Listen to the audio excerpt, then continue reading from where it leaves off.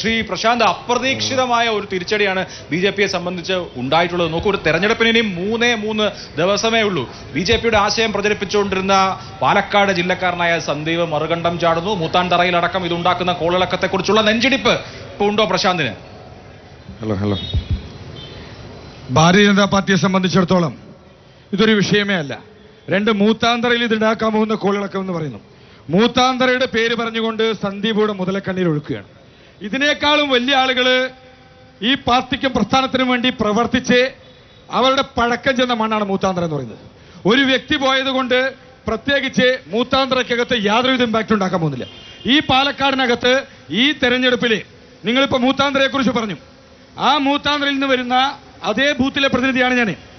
ആ പ്രതിനിധിയായിട്ടുള്ള ആ ബൂത്തിലെ ഞങ്ങളുടെ പാർട്ടിക്ക് കിട്ടുന്നതിന്റെ 50% വോട്ട്, 25% വോട്ട് പോലും സന്ദീപുകാരുടെ പാർട്ടിക്ക് പിടിക്കാൻ പറ്റില്ല. അങ്ങനെ പിടിക്കാൻ തയ്യാറുണ്ടെങ്കിൽ സന്ദീപിനോട് പരസ്യമായി വെല്ലുവിളിക്കുകയാണ്. മൂത്താന്തറയിലെ ഞാൻ പ്രതിനിധാനം ചെയ്യുന്ന 56-ാം ബൂത്തിലെ മൂത്താന്തര ക്ഷേത്രം നിൽക്കുന്ന ബൂത്തിലെ അവിടെ കോൺഗ്രസ് പാർട്ടിക്ക് ഈ BJP പിടിക്കുന്നതിന്റെ 25% വോട്ട് പോലും പിടിക്കാൻ സാധിക്കില്ല. സന്ദീപ് ഉന്നയിക്കുന്നത് വൈകാരികമായ 1-2 വിഷയങ്ങൾ. ഒന്ന് അദ്ദേഹത്തിന്റെ അമ്മ, മൂത്താൻ സമുദായക്കാരെ അമ്മ മരിച്ചപ്പോ ഈ ശ്രീകൃഷ്ണകുമാർ തിരിഞ്ഞു നോക്കിയില്ല. ഒന്നാമത്തെ കാര്യം. രണ്ടാമത്തേത് ശ്രീനിവാസനെ കൊന്ന ആളുകളെ രക്ഷിക്കാൻ സഹായിച്ചു പാർട്ടി. അക്കാര്യത്തിൽ ഒരു കാര്യവും ചെയ്തില്ല എന്ന ആരോപണം.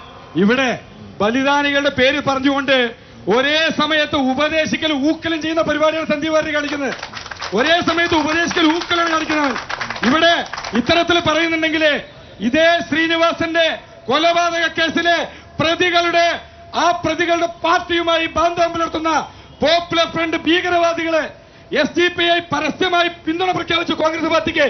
അവരുടെ എവിടെയൊക്കെ നക്കി കൊടുത്തിട്ടാണ് സന്ദീപ് വാര്യർ കോൺഗ്രസ് പോയിക്കണമെന്ന് പറയുന്നത്. അല്ല, മാന്യമായ പദപ്രയോഗങ്ങൾ ഉപയോഗിക്കണം.